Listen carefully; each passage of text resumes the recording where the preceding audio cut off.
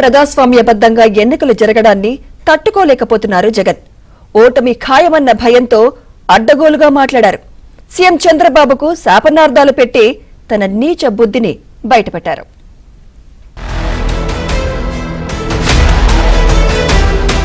ZPTC ఉప ఎన్నికల సందర్భంగా ఏపీలో రాజకీయం వేడెక్కింది. పులివెందుల, ఒంటిమిట్ట ఫలితాలు గురువారం వెల్లడి కానున్నాయి.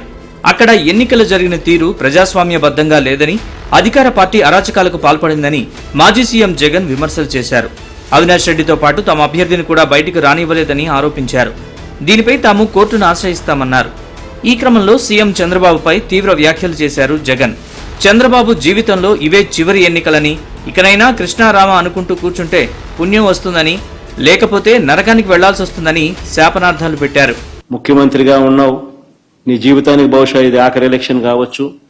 రామకృష్ణ అని అనుకునే ఈ వయసులో కనీసం ఆ మాటలన్నా అనుకుంటే పుణ్యమన్నా వస్తుంది. ఈ మాదిరిగా చేస్తే నరకానికే పోతావు. ఇప్పటికైనా మార్పు తెచ్చుకో చంద్రబాబు అని హితవు పలుకుతా ఉన్నా. వైసీపీ ప్రభుత్వ హయాంలో విజయవాడ నుంచి మాచర్లు వెళ్లిన టీడీపీ నేతలు బోండా ఉమ, బుద్దా వెంకన్నపై దాడి, పెద్దిరెడ్డి నియోజకవర్గంలో టీడీపీ అభ్యర్థుల నుంచి నామినేషన్లు లాగేసుకోవడం, మాచర్లలోని మండలాలు పురపాలక సంఘంలో టీడీపీ నేతల్ని నామినేషన్లు వేయనివ్వకుండా ఏకగ్రీవం చేసుకున్న వైనాన్ని టీడీపీ నేతలు గుర్తు చేశారు. ఆనాడు రాష్ట్రంలో అరాచకాలు, ఎన్నికల అక్రమాలపై నాటి ఎన్నికల కమిషనర్ నిమ్మగడ్డ రమేష్ కుమార్ కేంద్ర హోంమంత్రికి రాసిన లేఖ విషయం జగన్ మర్చిపోతే ఎలా అని ప్రశ్నించారు. పోలీసులు ఏ రకంగా వాడావు? నువ్వు నామినేషన్ వేయడానికి రానివ్వలేదు. నువ్వు ఈరోజు 11 మంది నామినేషన్లు ఇచ్చారు ఒక్కొక్క చోట. What does it mean? నీ పరిపాలన 5 ఏళ్లలో లోకల్ బాడీ సెలక్షన్లకి తెలుగుదేశం పార్టీ వాళ్ళు నామినేషన్లు ఇస్తే కాగితాలు చించేసే వచ్చావు. నామినేషన్ రాకుండా దొంగ కేసులు పెట్టించావు, దొంగ సారా పెట్టించావు, లెక్కల కేసులు పెట్టించావు. ఈ రకంగా చేశారు.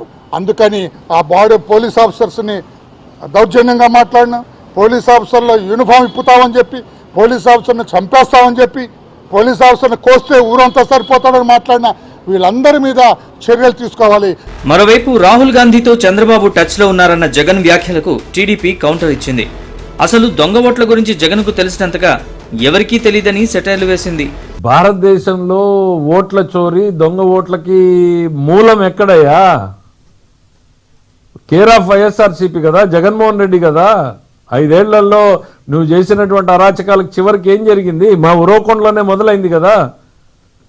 10,000 ఓట్లను తొలగించాలని మీరు పిటిషన్ పెట్టలేదా? తొలగించింది సిద్ధం కాదా? దాని మీద సెంట్రల్ గవర్నమెంట్ కేంద్ర ఎన్నికల సంఘం నుంచి ఓ కార్యదర్శి వచ్చి బిఎల్ఓలకు సస్పెండ్ చేసి తర్వాత 2 జెడ్పీసీఈఓల్ని సస్పెండ్ చేసింది మర్చిపోయారా? విశాఖపట్నం మర్చిపోయారా? మా పర్చూరు మర్చిపోయారా? తిరుపతి మర్చిపోయారా దొంగ ఓట్లు?